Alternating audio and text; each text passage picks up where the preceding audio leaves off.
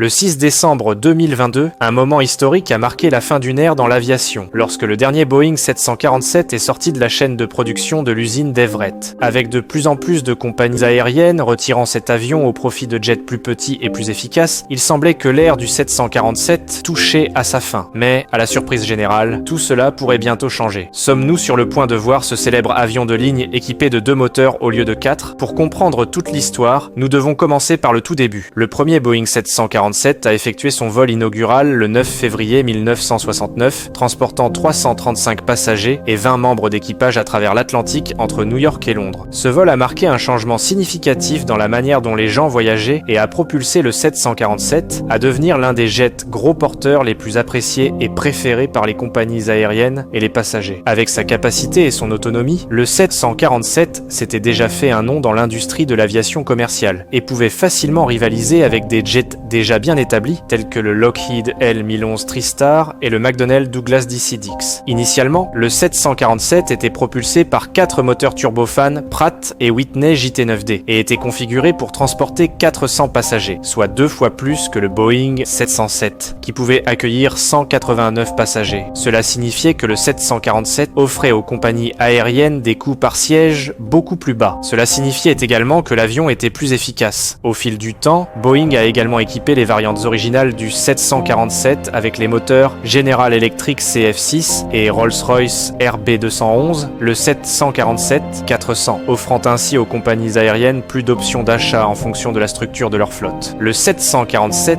était un jet impressionnant, mais avec le temps, il est devenu clair qu'il ne correspondait pas au modèle d'exploitation de nombreuses compagnies aériennes. Étant un gros avion, cela signifiait que les compagnies aériennes devaient faire voler le 747 vers et depuis des aéroports capables de gérer ce mastodonte. De plus, le lancement de nouveaux moteurs gros porteurs plus petits et plus efficaces, avec la capacité de couvrir plus de distance que le 747, posait davantage de problèmes pour cet avion, en particulier avec le lancement du Boeing 787 en 2004 et de l'Airbus A350 en 2006, qui marquèrent le début de la fin du 747 en tant qu'avion gros porteur redoutable. En accélérant le temps, le sort du 747 a finalement été scellé en juillet 2020, lorsque Boeing a annoncé qu'il cesserait sa production. Le coup de grâce pour le 747 est venu sous la forme de la pandémie, lorsque de nombreuses compagnies aériennes ont officiellement annoncé le retrait du 747 de leur flotte en raison de l'augmentation des coûts opérationnels et de maintenance. Le lancement de petits avions plus efficaces et à long rayon d'action sur le marché a coïncidé avec une période où de nombreuses compagnies aériennes passaient également du modèle traditionnel Hub and Spoke à un modèle point-à-point. Ce modèle convenait à de nombreuses compagnies aériennes qui pouvaient facilement programmer des vols entre de nombreux petits aéroports sans nécessairement obliger les passagers à effectuer des correspondances fastidieuses dans les grands hubs. Cependant, alors que la majorité des compagnies aériennes abandonnaient le modèle Hub and Spoke pour le modèle point-à-point plus flexible, il y avait celles dont les opérations étaient si rigides qu'elles ne voyaient pas la nécessité de changer. Prenons par exemple Emirates Airlines, connu pour opérer depuis son hub principal à Dubaï. Cependant, avec ce modèle, la compagnie aérienne est souvent limitée par la capacité de l'aéroport, et pour compenser cela, le besoin de très gros avions de ligne apparaît. C'est aussi pour cette raison qu'Emirates s'appuie largement sur certains des plus grands avions de ligne commerciaux, tels que l'A380 et le 777, pour répondre aux besoins de sa clientèle. Il est donc naturel de penser que des compagnies comme Emirates, qui continuent à utiliser le modèle